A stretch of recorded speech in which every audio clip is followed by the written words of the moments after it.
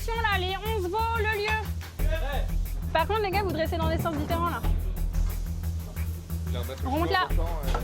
Remonte là un peu, ouais, remonte là au beurre. Dans les cuisines de ce grand palace parisien, pas de doute, c'est Amandine qui porte la toque.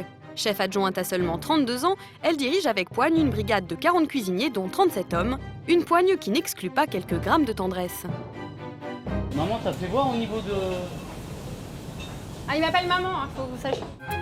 Un chef au féminin, un cas rare en France où 13 femmes seulement sont étoilées contre 545 hommes.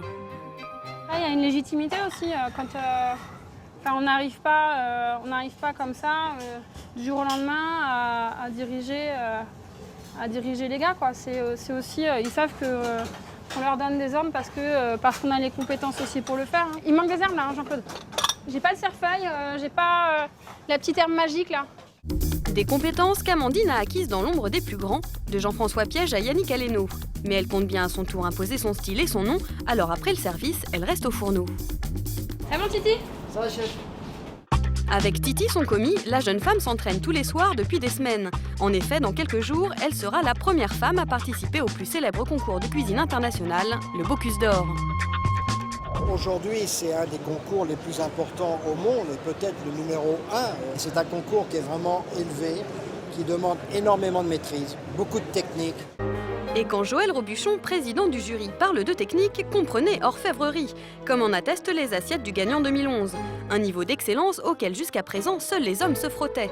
En effet, en 25 ans d'existence, c'est la première fois qu'une femme concourt. Pendant longtemps, il faut dire, c'était un métier de macho aussi. Hein.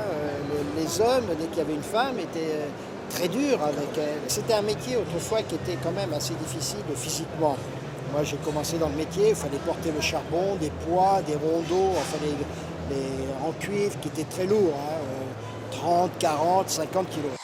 Cette année, pour la finale France, les 7 candidats devront réaliser un plat de sole et un plat de volaille, chacun accompagné de 3 garnitures. Le tout en public et en 5h30. Un challenge qui demande beaucoup d'entraînement. Bon bah Titi, il y a du boulot encore. Hein. Amandine a choisi de servir sa sole en filet, farcie avec une mousse de crevettes à l'estragon. La force de son plat, une présentation tout en finesse et en poésie. La sole, j'avais appelé ça la sole en clair-obscur. Tout est à base de noir et blanc. La sole très blanche, dessus un ray de caviar, donc qui va vraiment contraster avec ça. Depuis plusieurs mois, c'est Guillaume, un ami meilleur ouvrier de France, qui est la coach. En effet, pour remporter le concours, pas question de miser sur son charme ou sa féminité. Donc pour filet de sole au-dessus, il n'y a aucun problème. Celui d'en dessous, on voit qu'il a un tout petit poil. Aujourd'hui, le point fort d'Amandine sur un concours comme ça, c'est sa technicité. Elle ne va pas y aller en robe et maquillée, donc... La chaleur des fourneaux, il fait 35-40 degrés, donc j'imagine avec du fond de teint ou quelque chose comme ça, c'est pas mon truc, non. J'ai des bacs, c'est la seule touche d'originalité en fait que je m'autorise. Une fantaisie très discrète. En effet, pour son look, comme pour sa cuisine, la chef fait passer l'essentiel avant le superflu. Une qualité qui, on l'espère, séduira le jury. 3 jours plus tard, à Villepinte, à quelques minutes du lancement de chrono, les candidats entrent dans leur box comme des gladiateurs dans l'arène. On est chaud patate. Si Amandine semble sereine et concentrée, sa présence ne laisse pas les autres candidats indifférents. Ce qui m'inquiète chez Amandine, je dirais que c'est son CV avant tout, le fait qu'elle aille travailler dans beaucoup de très grands hôtels, le fait qu'effectivement, peut-être que l'organisation aimerait bien que pour une fois, une femme puisse aller au Bocuse. Le jury, justement, ce sont 17 cuisiniers d'exception menés par Joël Robuchon.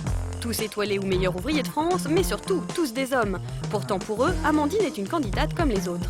Peu importe que ça soit X, Y, Tartampion, un homme, une femme, c'est la nôtre. Amandine sait bien qu'elle ne profitera d'aucun traitement de faveur. Alors dans son box, elle trépigne en attendant le départ. 10 secondes. Top, c'est parti. C'est parti pour 5h30 de show culinaire. Mais après seulement quelques minutes, Amandine doit déjà faire face à un imprévu. J'ai plus mes sols. Chef, s'il vous plaît, j'avais mes sols dans le frigo là, vous me parlez. Vous avez rien, vous avez un ordinateur. On les cherche. Des sols qui prennent le large, c'est le comble. C'est qui là 1, 2, 3, 4. Ça y est, c'est bon? C'est bien le compte là. Ça doit être ça. Amandine, c'est ça? Ouais. Fausse alerte, Amandine va pouvoir commencer sans retard. Sur son plan de travail et ceux de ses concurrents, la magie opère dès les premières minutes. Rouleau de sol au mori pané à la chlorophylle, billes de crevettes grises en gelée, cannelloni de sèche aux langoustines, purée à la feuille d'or. Après 5h30 de haute voltige gastronomique, il est temps pour les candidats d'envoyer leur plat. Le passage du plat d'Amandine, il s'agit de la sole clair-obscur. Les jurés observent et goûtent sans rien laisser transparaître. Amandine a fait un excellent travail. Peut-être une présentation, peut-être pas la même que le meilleur peut-être, mais en goût, elle a rattrapé par. Alors donc, ça va être très difficile à départager. De son côté, Amandine a du mal à décompresser. Il y a des choses qui sont positives. Je pense que les quenelles de mori étaient très très bonnes. Mais après, la salade était trop cuite. Enfin, moi, je suis pas contente de ce que j'ai envoyé. Le jury sera-t-il de son avis? À peine quelques minutes après la fin de la dégustation, c'est l'heure de l'annonce des résultats, à commencer par la 3e place du podium.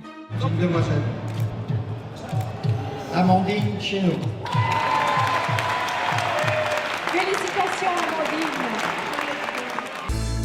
Avec son clair-obscur, Amandine arrive 3e. Devant elle, Nicolas Davouz, second, et Thibaut Ruggieri, chef chez un grand traiteur, qui rafle la première place. Bah, ça fait toujours plaisir d'être sur le podium, mais après... Voilà quoi. Amandine est un peu déçue, mais elle ne devrait pas ruminer bien longtemps. Dans quelques jours, elle doit prendre seule les commandes de la cuisine d'un grand palace parisien. Et si en 2012, la recette du succès était simplement d'être une femme?